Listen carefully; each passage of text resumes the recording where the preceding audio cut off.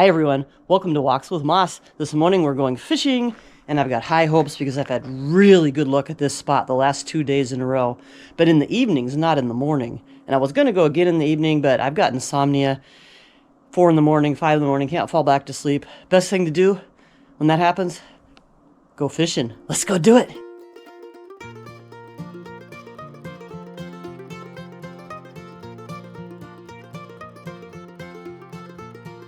It's 6:17 a.m. Sunrise will be at 7:08 a.m. today. It's currently 44 degrees. All right, let's do it. You ready to go, Bella? You ready to go? Of course you are.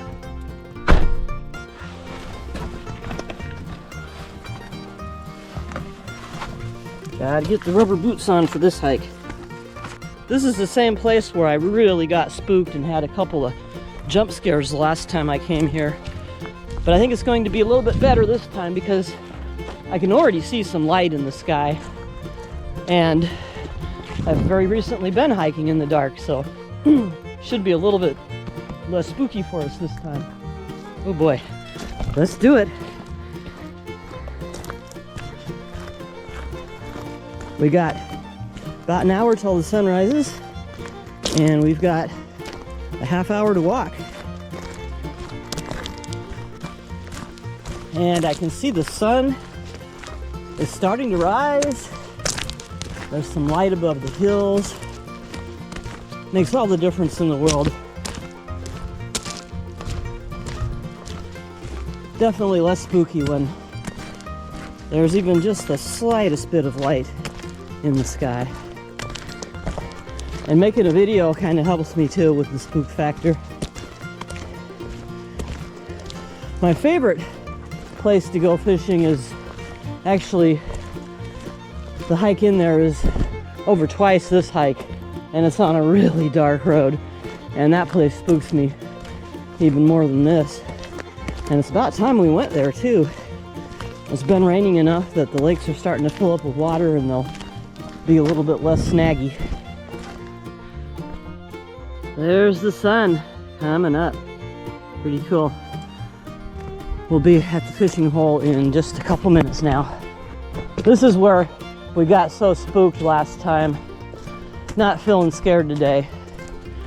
I can see the sun rising, and we're getting here just at the perfect time. We've got just enough time to get our 2 lines in the water before fish hour. Yay. Looks like it's going to be a gorgeous sunrise too. Wish I had brought a big camera to capture it. My rubber boots have started leaking, so don't want to spend much time walking through here today. Today we're going to be using an egg sinker with power dough, and the power dough is in a spawn sack, which is a new system I'm using that I just love. It helps preserve it. This is actually left over from the last trip, but I think I'm going to leave it on here. What's so great about this is that the power dough just lasts and lasts and lasts. I can catch 2 or 3 fish on the same little wad of power dough using this system, which is great, especially in a weedy spot like this where every time you reel in, you lose your dough. Not here. Okay, let's get line number 1 in the water. Ooh, let's not snag in a tree, and let's not break the tip off our rod in the dark like we did very recently. Let's get this. Look at the sun rising over there. Isn't that just gorgeous? Look at that. Wow. Okay, let's see if we can get a good cast to start the day. Yeah, pretty good. Pretty good. We'll set this one up here in the bush and get the other one in. My second line has got remnants of that spawn sack from day before yesterday on it, but I'm gonna go ahead and stick a fresh one on here too. I do them up ahead of time at home. I'm just too excited to do them up when I first get here. Ideally, I guess I could cut that old bit off, but it's hard to do, so I'm just gonna leave it on there. And we'll put this one out about 50 feet from the other one. Get it casted out there and then just wait and see what happens. Oh, that's a really good cast. All right, got it way out there.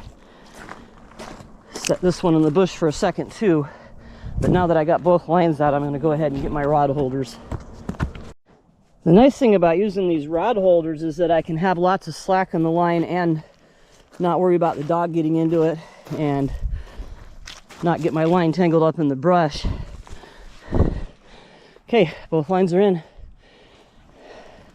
Let's catch some fish this morning.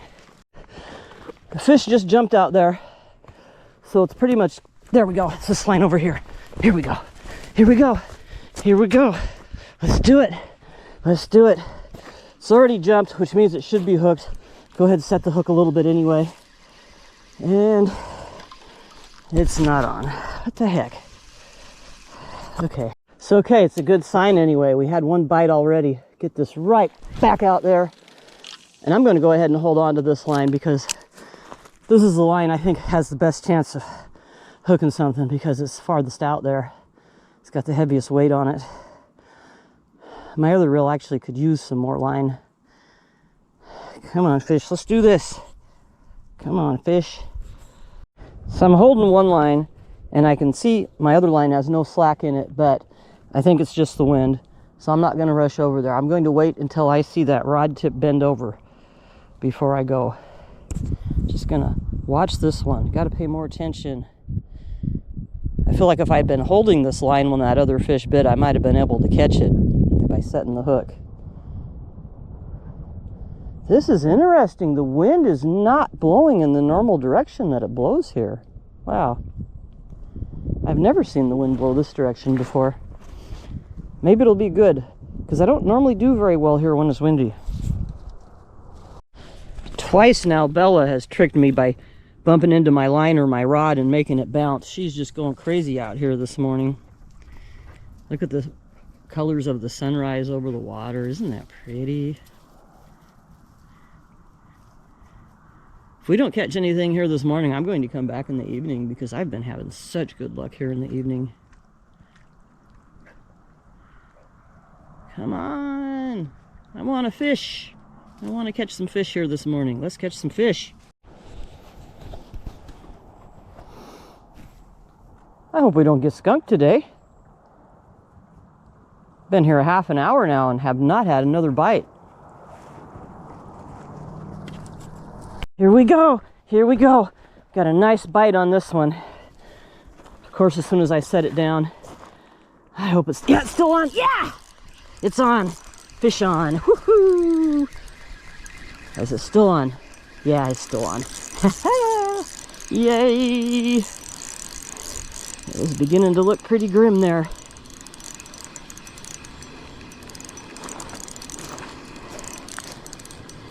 Let's see how big it is.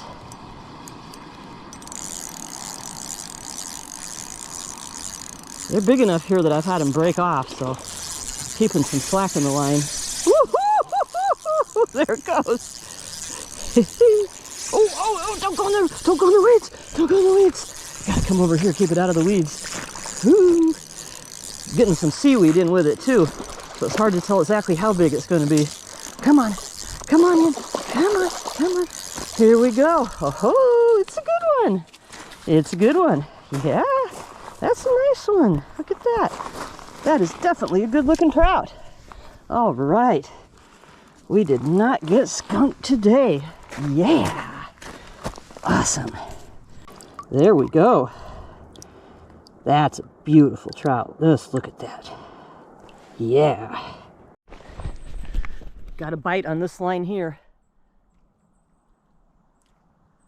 There it goes. Oh yeah, look at that. Look at that. Let's try to reel it in. Make sure I got enough slack here. All right. Let's do it. I already got a little sneak peek at this trout. I saw it jump. Oh, it's fighting pretty good. Fighting pretty good. There are some nice trout here. There's also some snags here, so I like to get them reeled in so they can snag up. Here it comes. Whoa! Oh shoot! Whoa! Whoa! Whoa! Whoa! Whoa, oh my gosh, look at that. Wow, what a beautiful fish. And I gotta get it up to shore before it jumps off. Oh my gosh. It fell off the line and I almost lost it. Okay, where's my rock? Woo, what a lunker. Another beautiful trout. Look at that. Wow, almost need a net. They're so big here. I'm afraid to pull them up. And it came right off the line when I pulled it up, but I was able to use my boot and get it up onto the shore and keep it. What a beautiful trout. Woohoo! So that's two lunkers. My power dough still looks good. Don't feel any nicks in my line. My knot's still good. Let's just put it right back out there. I love this way that I can save power dough using the spawn sack. Pretty good cast. We'll leave it be. I like to get a little farther out than that, but just stick with that for now. The sun's hitting the water now, and a lot of times they quit biting when the sun hits the water, but it looks like it's going to be an overcast day, so I think when the sun gets a little bit higher, it might get covered with clouds and the fishing might still be good. We'll see. Having fun, buddy? You sure are. I'm really hoping that those clouds cover the sun in a minute or two. If they don't, I might just take off because I'm pretty happy with these two giant trout. And the sun's going to be hurting my eyes if it doesn't go behind the clouds in a minute. And the fish don't tend to bite as well once the sun comes up and hits the water. So fingers crossed that we get some cloud cover and we can keep fishing here today. In the meantime though, check this out. Masses of lobster mushrooms right here. These are all past their prime. But look at all of them. And also, chanterelles. This is just the craziest mushroom year. In all of this forest here, I've never really found any mushrooms in all the years I've been coming here. And now I got chanterelles and lobsters right at my fishing spot. What a year this is. So I go down to the beach, catch a couple trout, walk up here, pick some mushrooms, go home, have trout and mushrooms for dinner. Pretty cool. Good news, the sun is kind of going behind the clouds over there to the right of us. So we can stay and fish a little bit longer and maybe catch a few more fish. Although honestly, I'd be really happy with the two I have already. Check these out again. While we're waiting, may as well admire the fish we already have. Look at these beauties. I don't have a tape measure with me, but I'm thinking they're both between 12 and 14 inches. Very cool. The bite has definitely slacked off, and the sun is up and hurting my eyes, and the freeway is getting loud. So I think I'm going to fillet these two and call it a day. An excellent day.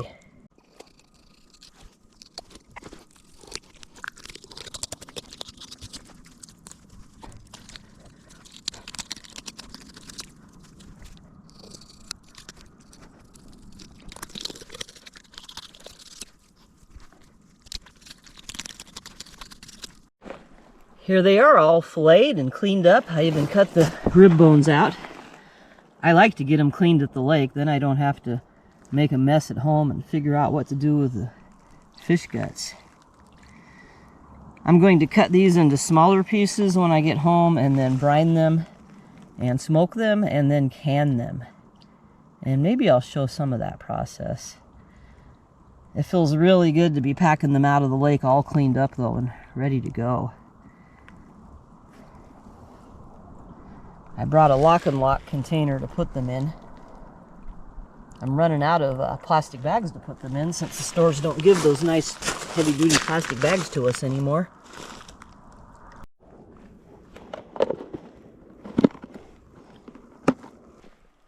We may be done fishing, but that doesn't mean we're done with the video. We can still look for mushrooms.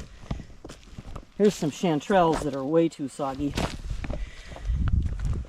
This has been such an amazing mushroom year. I've hunted mushrooms in this place many times over the years, and I have never found any. And now they're just everywhere. 10 feet from where I sit to fish, lobster mushrooms, chanterelle mushrooms. I've already picked all the chanterelles that weren't too far gone. I picked those yesterday. But I bet we can find some more chanterelles before we head out of here. It's just such an insane year. So what am I doing with all these chanterelles? Well, I've been canning them. First I canned them in water, then I got smart and dry fried them and canned them dry. They were way better. And I froze a bunch. And now I've started pickling them. And I really like them pickled. I use a solution of half vinegar, half water, and pour that over my dry fried chanterelles and put it in the fridge. It's supposed to be good for 3 months. If I get another really big batch of chanterelles, I'll go ahead and can my pickles too. Here's one here. I guarantee you it's too far gone. I would have picked it the other day if it was still good. The problem is the chanterelles are just about done now. I don't know if I can pick enough now to get a big enough batch to can at one time. So I think I'll just be content with pickling a few jars, which I've read will be good in the fridge for 3 months. That's plenty of time. Now that it's light, I can see the creek is dried up down here. I didn't need to cross it where it was deep enough to make my boots leak, probably. But I couldn't see it in the daylight. And the last time I came in here, or I couldn't see it in the dark. The last time I came in here during the day, it was quite deep, so I assumed it was going to be just as deep, but it's gone down a lot. That's cool. Here's a tree here that kind of tricked me the other day. Down here are honey mushrooms. And up here are another mushroom that's very similar looking, but they're not honey mushrooms. And the way I can tell is by the spore color. Honey mushrooms have white spores, and if you look under caps that are overlapping other caps, you can often see the spore color on the cap of the mushroom underneath. And looking right here, you see that white? That's a honey mushroom. It's got white spores. But up here, this is something different. If we look under an overlapping cap here, it's a little bit trickier with this mushroom, but some spores fell right there. I rubbed my finger on it, and this brown comes off. Whatever these are have brown spores. They're not honey mushrooms. And they could even be poisonous. See, you can see a little bit of the spore print right there. Right there are spores, and they come off brown on my thumb. Look at that. So that's kind of tricky. I mean, these could very well be something toxic. And it'd be so easy to think every mushroom on this tree was the same thing. So it's really good to check the spore prints in the field when you can. Look how close together they are. Honey mushrooms, delicious. One of my favorites to eat, honey mushrooms. Love these. And then something else. Maybe even something that could kill me. Because there are some mushrooms here that grow on wood that can kill you, like deadly gallerina. There's no shortage of lobster mushrooms in this spot, but I'm done with lobster mushrooms. I don't think they taste that amazing. They're fun to find because they're so brightly colored, but they're not that amazing. I think there's way, way better tasting mushrooms out here. Let's go see if we can find some. Here's some nice chanterelles. I'm going to have to pull them by hand today. I don't have my mushroom knife with me. I just have my fish knife, and I just use my fish knife to clean fish, so I don't really want to use it to cut mushrooms. But yeah, here's some chanterelles that are not too sogged out yet. Cool. It's getting kind of slim pickings as far as the chanterelles, even though you can find them everywhere still. They're just starting to get soggy is all. I'm so glad I'm still finding a few that aren't too sogged out. This one's probably too far gone. If I see any brown when I cut them open, then I don't take them. I'm not actually seeing any brown in this one. It's just kind of soggy, so I'll take it home and maybe put it in the fridge. It can dry out pretty quick in my fridge. Everything seems to dry out in my fridge. Yeah, that one's okay too. All right. Definitely soggy though. Definitely soggy. These chanterelles are coming to an end. I don't really like the looks or feel of this one. Yeah, I don't know. I got lots of chanterelles. I can be a little bit picky. So, we got these. I could just settle for that for today. That's plenty to go with my trout. Here's what I think is the fried chicken mushroom. You can tell by the kind of soapy texture on the top, and it's always growing in gravel roads and in clumps. and it has white spores. It does have a look-alike, apparently, a Clitoscopy that's poisonous. So to be on the safe side, since these fried chicken mushrooms are so variable, I've been looking at the spores under my microscope, because the poison Clitoscopy has cylindrical or sausage-shaped spores, while the edible fried chicken mushroom, the scientific name isn't on the tip of my tongue. It starts with L and ends with Decastes or something like that. Maybe I'll post it on the video. Anyway, the fried chicken mushroom has round, smooth spores, where the poisonous mushroom that looks kind of like it has sausage-shaped spores. So just a quick look under the microscope is all I need to confirm that I've got the right mushroom. Although it can be kind of tricky to get spores out of this mushroom. Maybe I just washed them too good last time. So we'll take these home too to go along with our chanterelles. And then we've got some elephant saddles, which I like eating. I don't know, supposedly they've got some gyrometrum toxin in them, but we know that that toxin can be cooked out. So I'm not quite sure why people are so scared of these. I eat a couple every year. They have a wonderful texture. This one's got a lot of bugs on it. It's going to take some work to wash it. I might leave this one behind. I've got a whole bunch actually growing in my yard at home. That's Helvella vespertina. We used to call our Helvella here Helvella lacunasta, but now we call it Helvella vespertina. Look at what Bella just knocked over. I'm almost certain this is a shrimp russula. It's got the purplish color and the blush on the stalk. A little nibble and spit test will tell me for sure. But normally where there's one, there's more, so I'm going to keep looking. Don't see any more. I've had a little nibble though, and it's mild. I just nibbled on the tip of my tongue. Now I'm going to spit it out, but not on camera. Here's some yummy coral mushrooms to add to the bag. Although these are a little bit different than the ones I've been picking recently. And they have a crown tip. They're probably fine, but I'm going to leave them alone. Because there is one coral out here that's got crowned tips but yellow that can make you kind of sick. And it's possible that coral was yellow and just faded to white. And here's a mushroom I'm definitely going to leave alone. Amanita muscaria, the fly agaric. I have to be pretty desperate for mushrooms to eat those because you have to boil them. Is that an orange mushroom up here? Wait a minute, I need to see what this orange mushroom is over here. And then we really need to start walking to the car. It's an orange mushroom. I think that's a soggy chicken of the woods. Wow. What a crazy mushroom year. Mushrooms everywhere. In places where I've never found them before. I don't know what this one is, but it sure is cool looking the way it comes straight down, almost forms a square. Looks like it's got fibers on top. It's got a little dimple there. It feels kind of soapy. I don't know what it is, and I don't feel like picking it to find out. Maybe we can get a peek at the gills this way. Yeah, a little peek at the gills. Don't know what it is. Just gonna leave it alone. Maybe some sort of Cortinarius, I don't know. I think I just got some brown spores on my finger there. What do you think it is, Bella? Well, I think that was a great day.